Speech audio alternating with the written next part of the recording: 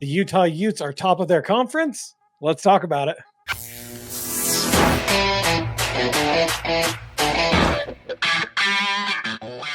So it was released here earlier this week by Citrus Sports that Utah has the best odds in the Big-12 conference of winning a national title at plus 25,000. Citrus Sports is one of the betting houses in Vegas. What does it say, you as a Utah fan, that solely based off of reputation alone, that this team is, coming off of one of its first losing seasons in over a decade, is still viewed this highly? And do you think it's justified? I mean, absolutely, because it wasn't just that betting site. I mean, ESPN also has them ranked, and they also have them as the top 3 team in the college football playoff next year. And I think it just goes to show you how ridiculously talented this Utah football team is. I mean, it was really rough to watch all of those players going when the transfer portal opened this year. It's like, oh man, we're losing everybody. But we did get back a lot of really talented players on the defensive side of the ball. Obviously, the offensive side of the ball was completely revamped. And I mean, to go into the defensive signings, like, yeah, we lost some really good players. We did get Jackson Jones. He's a defensive tackle from Oregon. The dude's a stud. Lance Holdsclaw, another defensive tackle from Washington. And we've still got some really great players in Lander Barton and Logan Fano that are going to be key parts of this defense that are coming back. The defense is always good for Utah, right? There's taxes, death, and Utah defense. Like, that's just the 3 things that are guaranteed in life.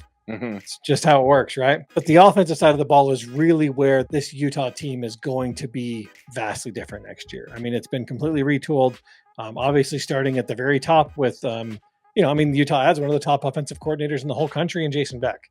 So the guy was highly regarded. He came here because he wanted a chance to show that he belonged in Power 4 football. And, what's funny is next year it'll be Power 5 football again because the Pac-12 will be back. We'll see. We'll see. So, but obviously, you can't call yourself a college powerhouse at a power conference just because you held on the name. Yeah. Sorry. You've got to bring some teams with you. You got to prove something first. Yeah. Anyway. So, but yeah, I mean, he brings his quarterback from New Mexico, Devon Dampier. The kid's a stud. He's fantastic. He does a great job molding offenses around his talent versus molding talent into his offenses, mm-hmm. right? So he's going to do a great job continuing to use the talent that he has and putting them in the absolute best situations to be successful. They kind of keep rolling on offense. They get, one of the best transfer running backs in the portal in Washington State. Wayshawn Parker comes in. So this is huge, man. These guys just kind of keep going on the offensive side of the ball and they keep reloading, and it kind of shows you this is a really talented football team that continued to add. And there's a lot of unknowns as far as what are they going to look like. But I think the unknowns are definitely on the high side, not the low side. Yeah, no, I think you've got a good point there. I think that a lot of it, though, it does have to kind of just speak to what you said there, the consistency of this Utah football team. The defense is not what hurt them last year. It's the lack of production on the offensive side of the ball, a lack of quarterback continuity. I mean, it was kind of interesting here. I was listening to ESPN 700, Spence Checketts. He does this show called The Drive, and he had Beck on the phone, and he literally, on an interview, and literally just point out blank and said, is Devon Dampier QB1? Without saying it, he did say it. He's like, oh, we're going to bring everybody in, and, he's definitely got an upper hand knowing the playbook and everything, but he's like, it's definitely going to be an opportunity for other, he read off everybody who's in the QB room by their names and said the right things, but he definitely, without saying it, he did say, this team's going to have Devon Dampier as QB1, which for us as a fan base is great because we have PTSD of, not knowing who QB1 is going to be and hoping that QB1 is going to be healthy at the beginning of the year for the last 2 seasons. So I think having that shirt up on that side of the ball and simply not having to rely on your defense to win games is really going to put the Utes in a great position. Now, keep in mind that this is just them. It's not a betting website. It's actually one of the betting odds makers for the betting websites. Right. Absolutely. That did this. It's not just. This isn't them saying, oh, they're going to win the Big-12, right? This is them saying their odds to win a conference championship are the same as anybody else in the conference. The best teams in the conference. The best, yeah, out of anybody else. Now, keep in mind, it is Kansas State does also have the same odds with Arizona State following behind at 30,000 plus 30,000 on that. So we're not saying that they are that everybody's saying that this team is going to win the conference. We're saying that as far as the teams in this conference have a chance to win a national title. That's what this article is saying. Right. And Bill Plunkett of The Athletic also did say that he's got them in the college playoff next year. Yeah, absolutely. In the top 12. So there's a lot of buzz around this team. And again, of course, it's way early, but Utah fans, we need some content. So we jumped on this and made sure we wanted to cover it. You know who I think I'm probably most excited for that the Utes have signed? How about Nate Johnson coming back? Dude, that's amazing. Yeah, I'm excited. Because you realize that Nate Johnson is a much faster version of Devon Dampier. The dude runs like a 4.40. He's an absolute track athlete.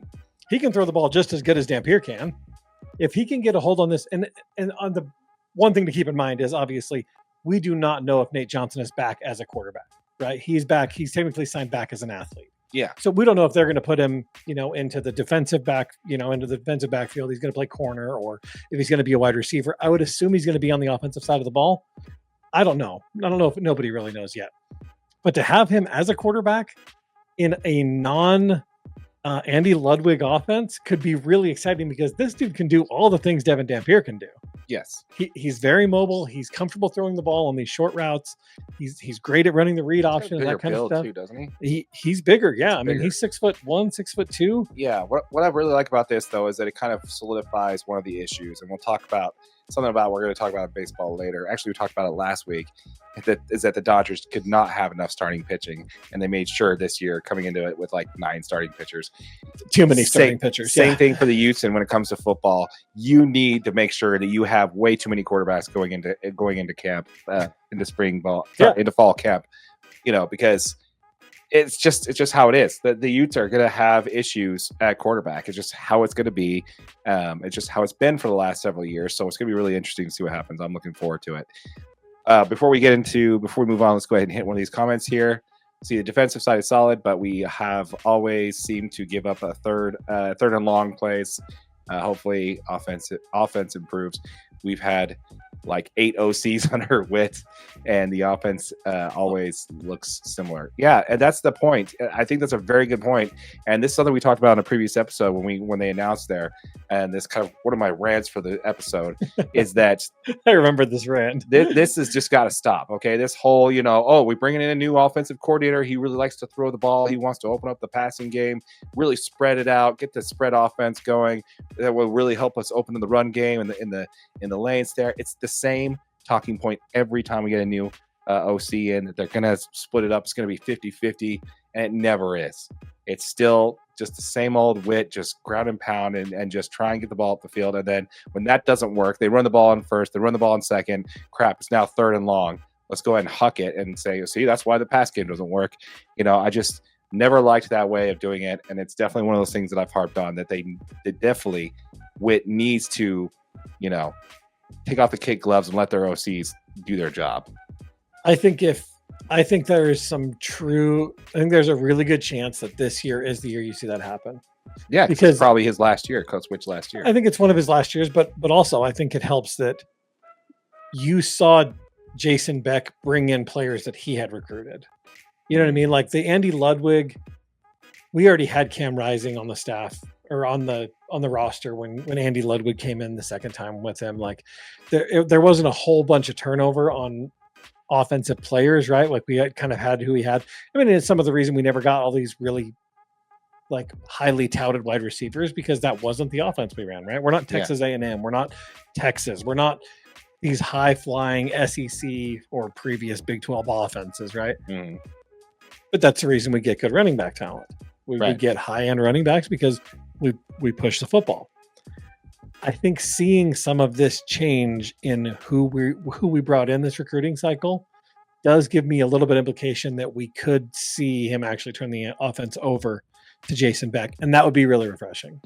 Yeah, no, I agree, man. I'm looking forward to it. I'm definitely looking forward to it. Hopefully this time there being a change on that side and just, letting the OC do their job, man. It's just kind of why you bring somebody in like that. I don't know why we keep switching offensive coordinators if they're just going to do the same thing over and over again, to Greg's point exactly. And if we're not relying on the defense to win games, maybe don't give up those 3rd and longs in the second half of every game. So yeah, especially in brutal moments like they did this year. Yep, we want to hear from you folks. Let us know in the comments down below what you think as far as your Utah Utes being highly ranked coming into the season on the way too early poll rankings for both college football playoff as well as conference. We'd love to hear from you on that. Let us know what you think in the comments down below. If you have not yet, hit that subscribe button. We're giving away the first $500 that we earn in AdSense revenue back to y'all. So if you have not yet, hit that subscribe button, hit that notification bell so you don't miss out on that giveaway, and smash that like button for your boy AJ. Boom, I appreciate it.